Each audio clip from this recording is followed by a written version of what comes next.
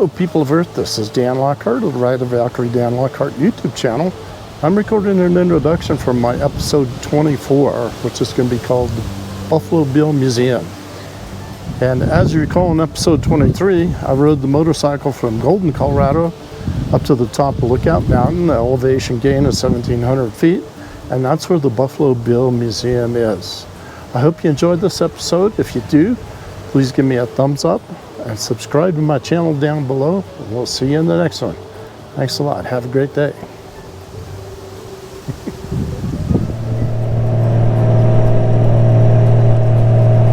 Long ways down over there. Very steep. Buffalo Bill's grave, shall we?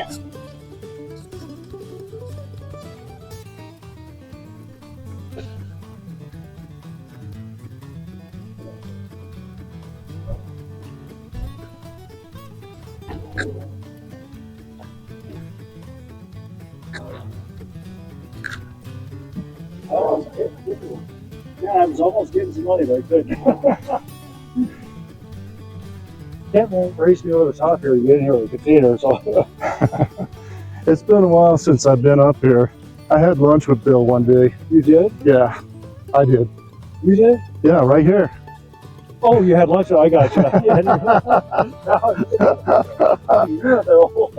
Yeah, was. Yeah.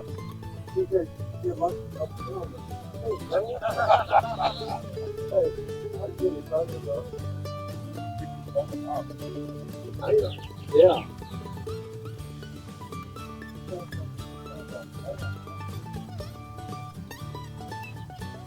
Buffalo Bill on that side. It appears to be his wife on this side.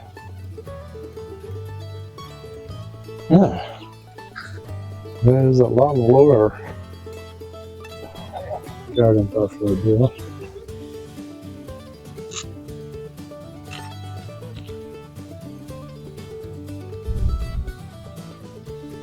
It's been 40 years since I've been up here, I think, around now. It still looks exactly the same. Really? Haven't done it. That note over there says that they placed a buffalo head nickel, was it? Yeah. Nickel. In here somewhere. But who knows where it's at. Oh, I see the two graves. I was looking down on the two plaques.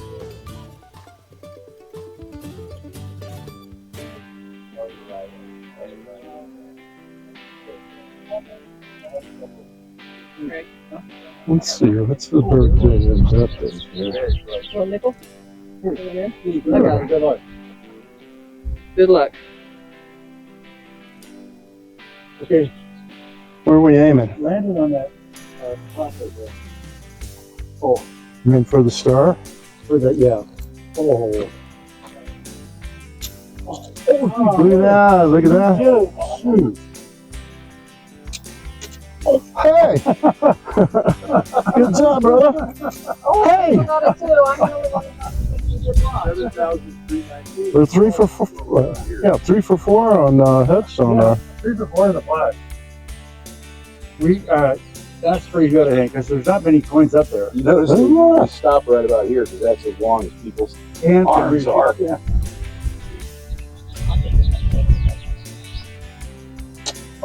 Oh. Hit right on the edge, huh? Yeah. That little roll. When you landed on there, I thought, you did, didn't you? No, that's right. You had shorts. That's right. That's Denver right there. In the GoPro, it's going to look like nothing. And over this way, that's Coors Brewery right there. That would probably look like nothing in the GoPro also.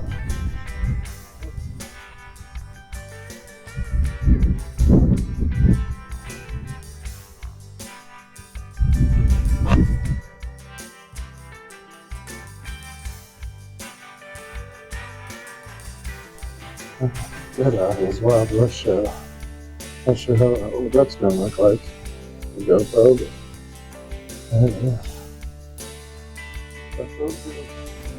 This is the story of Colonel William Frederick Cody. He lived in a turbulent time, including the Civil War period, the post-Civil War period, and in America's West, the Wild West.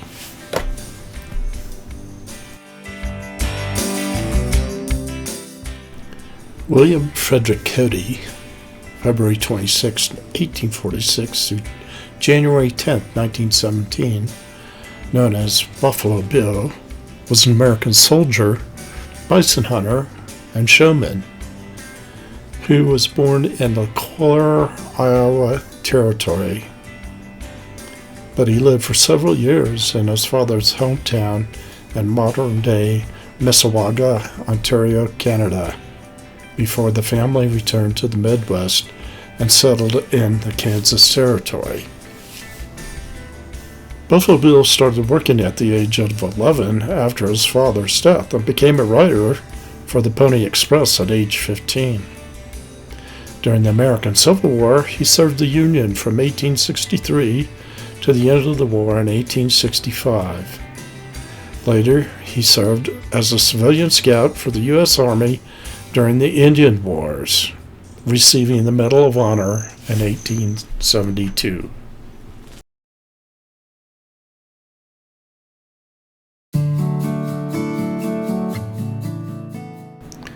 Buffalo Bill was primarily known for his Wild West show, but I encourage you to do your own research on this man. There's so much more to him than just the Wild West show. American bison were nearly hunted to extinction. Buffalo Bill Cody was a part of that. Cody received the nickname Buffalo Bill after the American Civil War when he had a contract to supply Kansas Pacific Railroad workers with buffalo meat.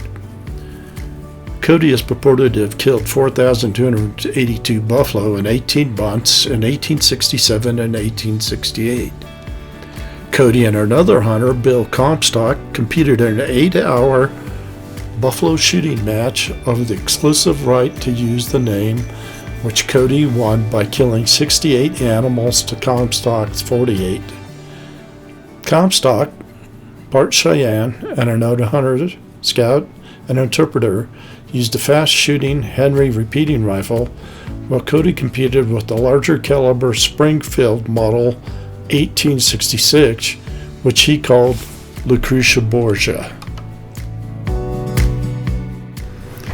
In the museum, I saw a placard that said that Cody had become aware of buffalo hunters that were getting 50 cents to $1 for each buffalo pelt that they brought in, and that he was appalled by this fact. As it turns out, he had his own private buffalo herd, a herd of 40 head, which eventually was used for the preservation of the American bison. Almost all the bison that are living today have part of that DNA. Buffalo Bill's show business career began on December 17, 1872 in Chicago. He was 26 years old. Scouts of the Prairie was a drama created by Ned Buntline, who appeared in it with Cody, and another well-known scout, Texas Jack Omohundro. The show was a success, despite some critics commenting on the quality of acting in the show. Other critics noted that Cody's manner of charming the audience and the realism he brought to the performance, actor or not, Buffalo Bill was a showman, and his audiences were delighted to see him on stage. The following season, Cody organized his own troupe, the Buffalo Bill Combination. The troupe's show, Scouts of the Plains, included Buffalo Bill, Texas Jack, and Cody's old friend, Wild Bill Hickok. Wild Bill and Texas Jack eventually left the show, but Cody continued staging a variety of plays until 1882. The Buffalo Bill's Wild West was conceived. Buffalo Bill's Wild West was an outdoor spectacle using hundreds of performers as well as live buffalo, elk, cattle, and other animals. Cody and the show's management team believed it both educated and entertained the visitors. The Wild West used real cowboys and cowgirls recruited from ranches in the West. At first, a few people shared Cody's admiration of the cowboys. Most people regarded them as coarse cattle drivers and used the term cowboy as an insult. By the end of the 19th century, the cowboy became a much more popular cowboy, thanks in large part to Buffalo Bill's Wild West. The shows demonstrated bronco riding, roping, and other skills that would later become part of the rodeos. The Wild West was invited to England to participate in the American exhibition in 1887, the same year as Queen Victoria's Golden Jubilee. Buffalo Bill's Wild West was a hit, visited by nobility, commoners, and Queen Victoria herself. The show was credited with improving British and American relations. Buffalo Bill's Wild West rose to international fame and returned 2 years later to the tour the European continent. Cody's relationship with American Indians evolved throughout his lifetime. Before he became a performer himself, Cody was hired as a civilian scout for the Army during the Indian Wars, where he fought against tribes. He went on to reenact many of these battles as part of his Wild West show. At the same time, he remained sympathetic to the Cheyenne, Lakota, and other tribes who he believed were entitled to defend their families and lands. And at a time when the Lakota faced decades of broken promises from the American government, suffered greatly from decades of decimation of the buffalo, and Indian boarding schools attempted to erase their culture through assimilation. Buffalo Bill's Wild West offered an alternative way of life that allowed them to earn money and represent their culture openly. Lakota performers became a centerpiece in the show, but the show itself did little to educate audience about the trauma American Indians faced from the American government. Towards the end of his life, Cody became an advocate for the American Indian civil rights and worked to set up meetings for tribal representatives to meet with presidents and politicians. In the spring of 1859, Buffalo Bill made his first trip to Colorado as part of the Pikes Peak Gold Rush. He passed through the new town of Denver on his way to the goldfields near Black Hawk, where he searched for gold for 2 months, meeting with little success. On his return to Kansas, he stopped in Julesburg, Colorado, where he was recruited to ride in an early version of the Pony Express.